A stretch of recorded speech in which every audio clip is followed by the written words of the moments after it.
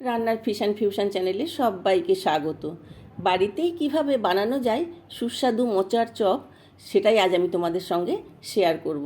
চলো তাহলে শুরু করি। প্রথমে আমি মোচার চপের জন্য পুরটা বানাবো। আমি মোচা কেটে নুন হলুদ দিয়ে কিছুক্ষণ ভিজিয়ে রেখেছিলাম। তারপর ভালো করে ধুয়ে প্রেসার কুকারে আবার নুন হলুদ দিয়ে অল্প জল দিয়ে 3-4টে সিটি দিয়ে সিদ্ধ করে নিলাম। সঙ্গে দুটো আলুও খোসা ছাড়িয়ে সিদ্ধ করে নিয়েছি। এবার ঠান্ডা হলে প্রথমে মোচাটাকে ভালো করে হাত দিয়ে চটকে একটা মিহি পেস্ট করে নিলাম। তার সঙ্গে আলুটাও মেখে নিলাম। এবার ওভেনে একটা ফ্রাইং প্যান বসিয়ে তাতে তেল দিয়ে আদা রসুন বাটা, লঙ্কা কুচি দিয়ে কিছুক্ষণ ভেজে নিলাম। এরপর একটা বড় সাইজের পেঁয়াজ কুচি করে এতে দিয়ে দিলাম।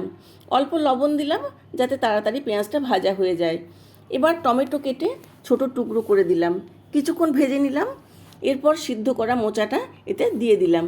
বেশ কিছুক্ষণ নাড়াচাড়া করে এতে জিরে গুঁড়ো, ধনে গুঁড়ো, আমচুর পাউডার আর হাফ চামচ গরম মশলা দিলাম।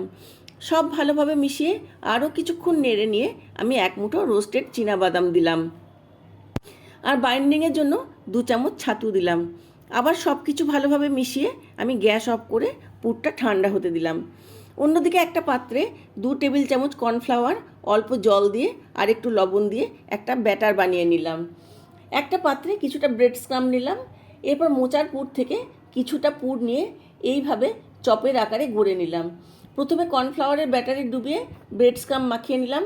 এইভাবে ডবল কোট করলাম। সব চপগুলো আমি একইভাবে গড়ে নিলাম। এরপর কড়াইতে তেল দিয়ে মিডিয়াম টু লো ফ্লেমে একে একে ভেজে নিলাম মোচার চপ। ভীষণ সুস্বাদু এই মোচার চপ। একদিন হলেও তোমরা বাড়িতে বানিয়ে দেখো, আর ভালো লাগলে আমার চ্যানেলটিকে সাবস্ক্রাইব করো।